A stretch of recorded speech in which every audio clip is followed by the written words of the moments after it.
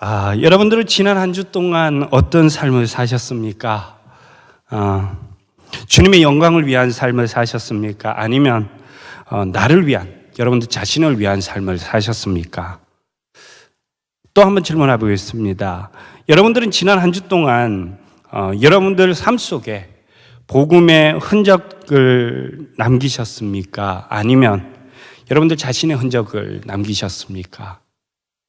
이 답에 스스로, 이 질문에 여러분들 스스로가 답을 내려보시기 바랍니다. 내가 한 주 동안 살면서 나를 위한 삶을 살았는지, 아니면 정말로 내가 주를 위한 삶, 복음의 흔적을 남겼는지에 대해서 스스로 답을 내려보시기를 바랍니다. 그래서 정말로 내가 주를 위한 삶을 살았다면 하나님께 더욱더 영광 돌리시고, 또 나를 위한 삶을 살았다면 내가 한 주 동안 또 살면서 더욱더 주님을 위한, 그런 주님의 영광을 위한 삶을 살 수 있게 허락해 달라고 하나님 앞에 기도하시고 또 그렇게 살아가시기를 바랍니다. 그래서 여러분들 삶 속에 더욱더 복음의 흔적이 남기를 축복합니다.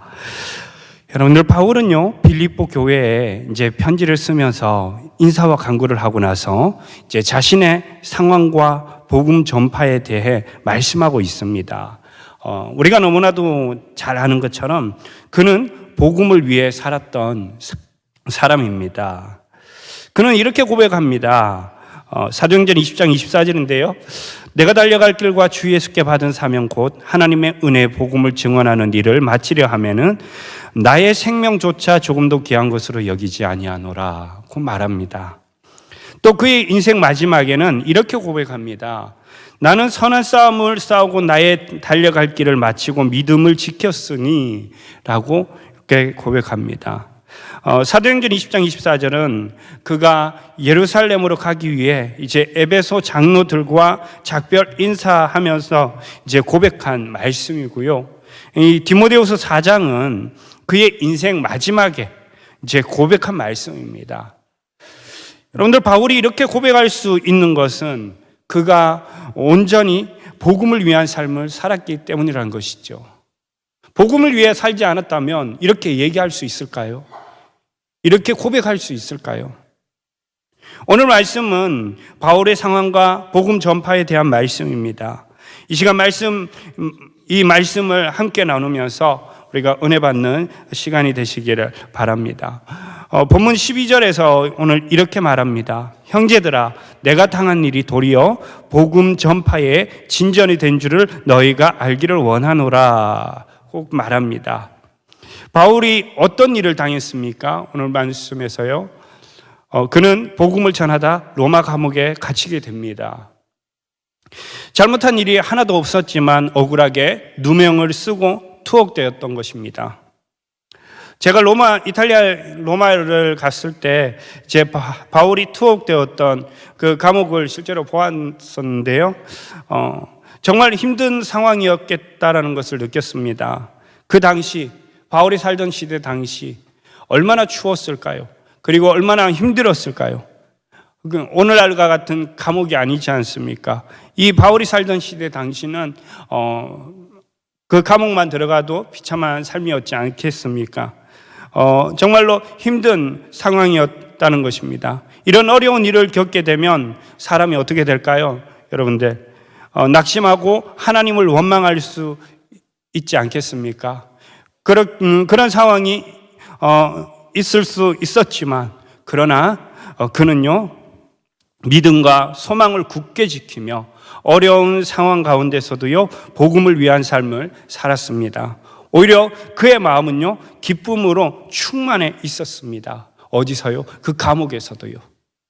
무엇 때문에 기쁨으로 충만해 있었습니까?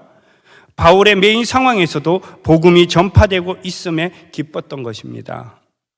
그래서 그는 로마 감옥에 갇혀 있는 상황이 오히려 복음 전파에 진전이 되었다고 선포하고 있습니다. 어떻게 보면 스스로 희망을 잃지 않기 위해 자신을 위로하는 차원에서 한 말처럼 보일 수도 있습니다. 그러나 전혀 그렇지 않습니다. 그는 수감되어 있는 그런 상황에서도요, 황제 직속 정예 부대였던 그 시위대와 경비병들에게 무엇을 했는지 아십니까? 복음을 전했다는 것입니다. 이로 인해 로마 군대 안에 믿는 사람들이 많아지게 되었던 것입니다. 이렇게 바울의 그 담대한 모습을 본 다른 형제들도요, 도전을 받게 됩니다. 그래서 이들은 더 큰 믿음과 담력을 얻어 복음을 담대하게 전할 수 있게 되었던 것입니다. 바울은요, 자신이 당한 그 어려운 상황이 성도들을 낙심시킨 것이 아니라 오히려 더 큰 용기와 소망을 준 것이라는 거죠. 여러분들, 만약 바울이 복음을 전하다 감옥에 갇힌 상황에서 힘드니까 하나님을 만약에 원망하고 절망을 선택했다면 어떻게 되었을까요? 아마도 복음이 진전되는 역사를 보지 못했을 것입니다. 또 그와 함께했던 형제들도요, 용기를 얻지 못했을 것이라는 것이죠. 그러나 바울은요, 이 어려운 상황 속에서도 절망하지 않고 복음을 전하는 삶을 살았습니다. 이로 인하여 유럽이라는 그 대륙으로 복음이 뻗어나갈 수 있었다는 것입니다. 여러분들 혹시 유명한 선교사님 중에 짐 엘리엇 선교사님을 아십니까? 너무나도 잘 알고 계실 것입니다. 그는 이런 말을 했는데요, 잃어버릴 수 없는 것을 얻기 위해 지킬 수 없는 것을 버리는 자는 결코 어리석은 자가 아니다라는 이런 유명한 말을 남겼습니다. 잃어버릴 수 없는 것은 예수 그리스도와 십자가 구원과 그리고 영원한 생명을 말하는 것이고요. 그리고 지킬 수 없는 것은 우리의 육체와 목숨과 관련된 말입니다. 그러니까 짐 엘리엇 선교사님은 에콰도르 아우카 부족을 선교하기 위해 들어갔습니다. 그런데 28살이라는 젊은 나이에 아마존 정글에서 이제 그렇게 순교하지 않습니까? 훗날 그의 아내인 엘리자베스 선교사님이 남편을 이어서 아우카족을 선교했습니다. 결국 이곳에는 많은 교회들이 세워지고 엘리엇 선교사님을 죽였던 사람들이 교회의 장로와 그리고 교사가 되어서 그렇게 교회를 섬겼던 것입니다. 또 그의 아들은 이곳 교회의 목사가 되어서 그렇게 복음 사역을 했었다고 합니다. 여러분들, 엘리엇 선교사님은 순교하면서까지 복음을 위해 사는 삶을 살았던 것입니다. 우리 예수님도요, 우리 예수님도 어려운 상황에서도요, 끝까지 복음을 위해 사는 삶을 사셨습니다. 예수님은 어려운 상황에서도요, 말씀을 가르치시며 복음을 전하셨습니다. 우리도 마찬가지입니다. 어떤 어려운 상황에서도 복음을 위한 삶을 살아야 할 줄로 믿습니다. 요즘은 옛날과 같이 예수님을 믿는다고 핍박하지는 않습니다. 그렇게 심하게 핍박하지 않지 않습니까? 그러나 여러분들 직장 생활을 하시다 보면 크리스찬으로서 여러 어려운 상황을 만나게 됩니다. 교회 다닌다는 그 이유 하나만으로 어떤 이들은요, 또 직장에 잘리는 사람들도 솔직히 있습니다. 간혹가다 있는 사람들도 있고요. 그런데요, 여러분들 직장 생활하면서 크리스찬으로서 그렇게 어려운 상황을 만날 때 여러분들은 어떻게 하십니까? 어떻게 그 일들을 대처해 나가십니까? 크리스찬으로서 내가 그 모습을 숨기십니까? 아니면 크리스찬으로서 당당하게 직장 생활을 하십니까? 하나님은요, 여러분들의 여러 가지 어려운 상황 가운데서도 절망하지 않고 복음을 위한 그런 삶을 살기를 원하신다는 것을 기억하시기를 바랍니다. 어떤 어려움이 와도 여러분들 복음을 위한 삶을 살아가시기를 바랍니다. 그것이 하나님이 원하시는 그런 삶이라는 것을 꼭 기억하시기 바랍니다. 그 다음, 어려운 상황 가운데서도 복음이 전파되고 있음을 오늘 본문은 말씀하고 있습니다. 본문 15절에서 18절은 분쟁이 일어나는 가운데서도 복음이 전파되고 있음을 말씀합니다. 그런데 여러분들 복음을 전하는 사람들 가운데 순수하게 전하는 사람들이 있는가 하면, 그리고 시기와 다툼으로 복음을 전하는 사람들도 있습니다. 특히 바울이 사역하던 당시 그를 시기하던 사람들이 있었습니다. 누가 잘 되면 바울이 열심히 그렇게 복음을 전하고 그렇게 사역하면 옆에서 조금 째려보는 사람들이 있었다라는 것이죠. 시기하는 사람들이 있었지요. 이들은요, 바울이 로마 감옥에 갇힌 것을 틈타서요, 바울이 섬겨왔던 그 사역지를 침범하기도 했습니다. 그래서 그가 쌓아온 명성과 명예를 빼앗고 싶었던 것입니다. 이런 일들이 사역지에서 일어나고 있다는 소식을 바울이 들었습니다. 이것을 들었을 때 어떻게 했습니까? 이들을 증오하며 그렇게 핍박했습니까? 아닙니다. 그는 이들에 대한 증오를 품지 않았습니다. 오히려 이들의 동기가 어찌 됐든지 이단 사상이 아닌 이상 복음이 전해지고 있다는 그 사실만으로 기쁘고 기쁘다고 고백한 것입니다. 또 어떤 이들은 바울에 대한 좋은 감정을 갖고 있었던 사람들이 있었습니다. 이들은 바울에게 복음을 듣고 말씀도 배우며 믿음이 자라간 사람들입니다. 이들은 선한 마음으로 복음을 증거했습니다. 그 대표적인 인물이 누구입니까? 바로 디모데라고 할 수 있죠. 아무튼 여러분들 본문 말씀을 보면 바울이 복음을 전하고 교회를 세우며 제자를 양성하던 이런 사역들이 바울 자신의 영광을 위한 것이 아니었다는 사실을 증명하고 있습니다. 바울은 오직 그리스도의 영광과 복음 전파를 위한 그런 순수한 열정으로 이 일을 감당해 온 것입니다. 여러분들, 우리는 어떤 직분을 맡든 또 어떤 봉사를 하든지 오직 그 모든 것이 하나님의 영광과 그의 복음을 위한 것이어야 한다는 것을 기억하시기를 바랍니다. 여러분들, 바울이요 고린도 교회 성도들에게 이렇게 이야기합니다. 그런즉 너희가 먹든지 마시든지 무엇을 하든지 다 누구의 영광을 위하여 하라고 말합니까? 하나님의 영광을 위하여 하라고 이야기합니다. 이렇게 이야기할 수 있었던 것은, 바울이 이렇게 이야기할 수 있었던 것은 그의 삶이 하나님 영광을 위한 삶이었기 때문이라는 것이죠. 그러므로 우리도 무엇을 하든지 주의 영광을 위한 삶, 즉 복음을 위해 사는 삶을 살아야 할 줄로 믿습니다. 복음을 위해 사는 삶이라는 것은 무엇입니까? 여러분들이 이 세상 가운데서도 하나님의 말씀대로 살아가기 위해 노력해야 한다는 것입니다.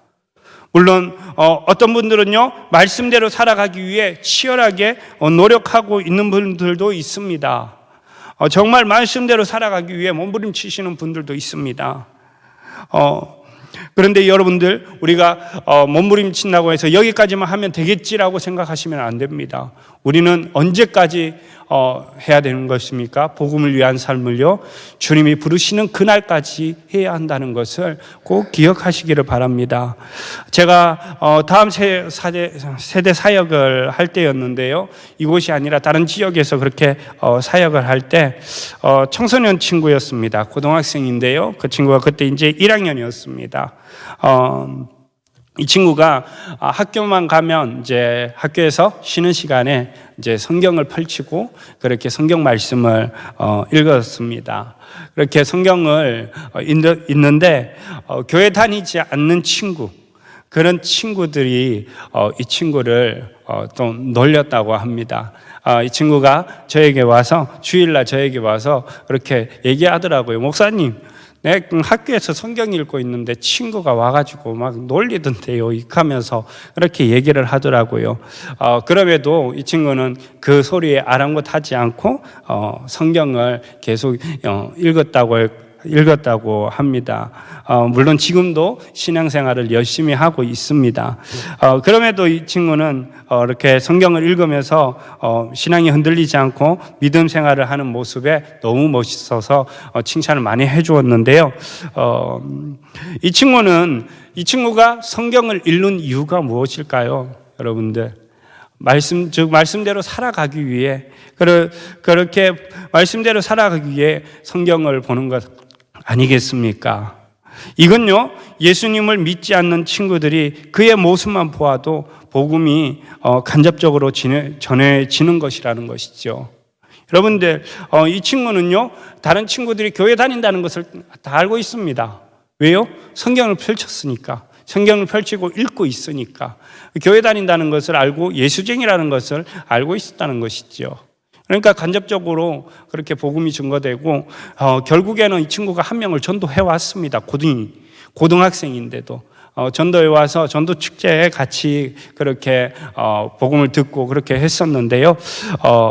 여러분들, 우리는 어떤 상황에서도 여러분들 복음을 위한 삶을 살아야 할 줄로 믿습니다. 나가서 예수 믿으세요 하는 것도 중요하지만 그것보다 더 중요한 것은 우리가 하나님 말씀대로 살아가기 위해 그렇게 그런 몸부림친다면 자동적으로 그렇게 복음이 증거되는 줄로 믿습니다. 여러분들, 저는 목사라는 직분을 갖고 있지 않습니까? 그래서 아이들을 만나게 되면 소개를 받습니다. 누구냐고 친구들에게 소개를 받으면 아이들은요, 숨김없이 이야기를 합니다. 우리 교회 목사님이야 하면 아이들은요, 다 거의 직감을 합니다. 목사라는 것은 목사라는 사람이 무엇을 하는지 직감을 합니다. 그래서 조금 경계심을 조금 드러내기는 하는데요. 이제 떡볶이를 먹고 이렇게 하다 보면 이제 그것이 무너지면서 저도 교회 나갈게요라는 그런 대답이 들어옵니다. 그러면 교회 온나 하면서 그냥 서스럼없이 먹고 그렇게 합니다. 그렇게 하니까 간접적으로 복음이 증거되니까 이 아이들이 마음이 움직이는 것을 볼 수 있습니다. 그것을 한두 번 경험한 것이 아닙니다. 여러 번 많이 경험하니까 제가 이렇게 얘기를 할 수 있는 것입니다. 여러분들, 그러므로 우리는 복음을 위한 그런 삶을 살기 위해 하나님 말씀대로 살아가기 위해 몸부림쳐야 할 줄로 믿습니다. 세 번째는 어떤 상황에서도 구원의 역사는 이루어진다는 것을 꼭 기억하시기 바랍니다.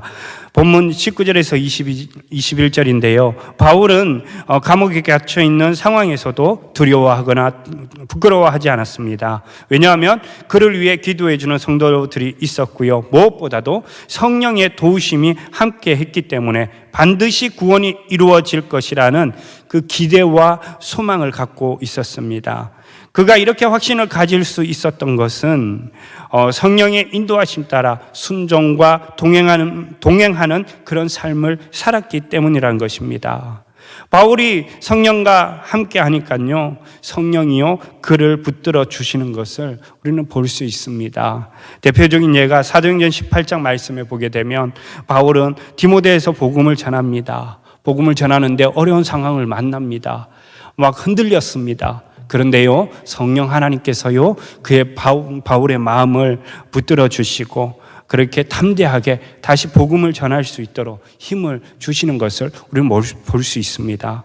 이처럼 바울이 성령 안에서 구원에 대한 확신을 가짐으로 죽음에 대한 두려움도 사라졌을 뿐만 아니라 죽는 것도 오히려 유익하다고 고백할 수 있었던 것입니다.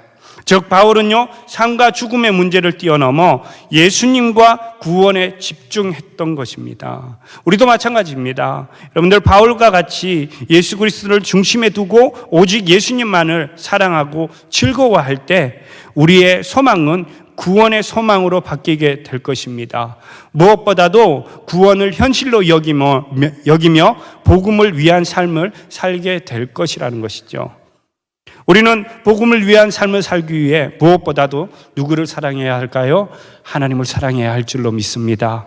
하나님을 사랑하는데 어떻게 사랑해야 합니까? 목숨을 다하여, 우리의 생명을 다하여, 뜻을 다하여 하나님을 사랑해야 할 줄로 믿습니다. 여러분들 그렇게 사랑하고 계십니까? 여러분들이 하나님 그렇게 사랑하고 계십니까? 왜 아멘이 적으십니까? 여러분들 정말로 여러분들이 하나님을 사랑한다면 내 생명을 다하여, 목숨을 다하여, 뜻을 다하여 하나님을 사랑하시기를 바랍니다. 하나님을 사랑한다면 여러분들 우리는 그 말씀에, 그 하나님 말씀에 귀 기울이게 됩니다. 하나님을 사랑하지 않는다면 하나님 말씀에 귀 기울일 수 없습니다. 오히려 외면하지요. 그러나 여러분들의 생명을 걸고 하나님을 사랑한다면 하나님 말씀에 귀 기울이게 될 것입니다. 귀 기울일 뿐만 아니라 여러분들 어떻게 될까요? 그 말씀을 마음에 새겨서 하나님 말씀대로 살아가기 위해 몸부림치게 될 것이라는 것이죠. 여러분들, 바울이 갈라디아서 2장 20절을 고백할 수 있었던 것은 그가 하나님을 사랑하고 하나님의 사랑을 느꼈기 때문에 그렇게 고백할 수 있었다는 것이죠. 그래서 그는 하나님을 사랑하게 됐고요, 말씀에 귀 기울이며 순종하며 살 수 있었던 것입니다. 즉 복음을 위한 삶을 살아들 수 있었다는 것이지요. 그러므로 우리도 마찬가지입니다. 여러분들, 하나님을 사랑하시면 하나님 말씀에 귀 기울이시기 바랍니다. 또 말씀에 귀 기울였다면 그 말씀을 마음에 새기며 또 복음을 위한 삶을 사시기를 바랍니다. 여러분들, 우리의 인생은 어떻게 보면 100년이고 더 나아가면 120년, 130년이라고 얘기를 하겠지요. 그 인생 가운데 여러분들의 누구의 흔적을 남기시기를 원하십니까? 복음의 흔적을 남기시기 원하십니까? 아니면 여러분들의 삶을 남기시기를 원하십니까? 여러분들이 이것 두 가지 중에 한 개를 선택하셔야 됩니다. 복음을 위한 흔적을 남기시겠습니까? 아니면 나를 위한 흔적을 남기시겠습니까? 이걸 여러분들 고민하시기를 바랍니다. 여러분들이 만약 정말로 복음을 위한 삶을 살았다면 여러분들 주님 앞에 가고 여러분들의 후손들이 여러분들을 위하여, 여러분들을 향하여 이야기할 수도 있을 것입니다. 두 가지겠지요. 저분은 정말로, 저 권사님은, 저 장로님은 정말로 복음을 위해 사신 분이다. 신앙생활의 모범이 되셨던 분이십니다. 저분의 신앙생활을 우리는 본받아야 됩니다. 하고 그런 이야기를 여러분들 들어야 되지 않겠습니까? 여러분들 기억하시기를 바랍니다. 하나님은 다 알고 계십니다. 사람들도 알고 있습니다. 우리가 이 땅 가운데서 예수님을 알고 하나님을 사랑한다면 누구를 위한 삶을 살아야 할 건지에 대해서 여러분들 고민하시기를 바랍니다. 내가 젊어서요? 아직은 아닙니다. 아니요. 젊어서는요, 디모데가 하나님 말씀에 붙들면서 그렇게 복음을 위해 살았던 것처럼 우리 또한 복음을 위해 살아야 할 줄로 믿습니다. 여러분들, 그러므로 여러분들 오늘 말씀에 바울은요, 빌립보 교회를 향하여서 본인이 복음을 위한 삶을 살았기에 이 빌립보 교회에 자신의 그 처한 그 상황에 대해서 이야기하면서 도전을 주고 있는 것입니다. 아무리 어떠한 어려움이 온다 할지라도 끝까지 믿음을 지키며 승리할 것을 도전을 주고 있는 것입니다. 어려운 상황 가운데서도 복음이 전파되고 있음에 기뻐하고 또 그의 형제들은 복음을 증거하고 있음에 기뻐하고 있는 것입니다. 그러므로 빌립보 교회에 그렇게 도전을 주었던 것이죠. 왜냐하면 빌립보 교회도 어려운 상황을 만났기 때문입니다. 그래서 능히 이기라는 것이죠. 그러므로 여러분들, 우리가 신앙생활하면서 정말로 복음 위에 살아갈 때에 여러분들 삶 속에 복음의 흔적이 남기를 간절히 바랍니다. 그렇게 하기 위하여선 날마다 말씀대로 살아가기 위해 몸부림치시고 하나님 앞에 날마다 기도하시고 날마다 주님이 인도하심 따라 살아가실 때 승리하며 살아가시는 우리 성도님들의 삶이 되시기를 예수님의 이름으로 축복합니다.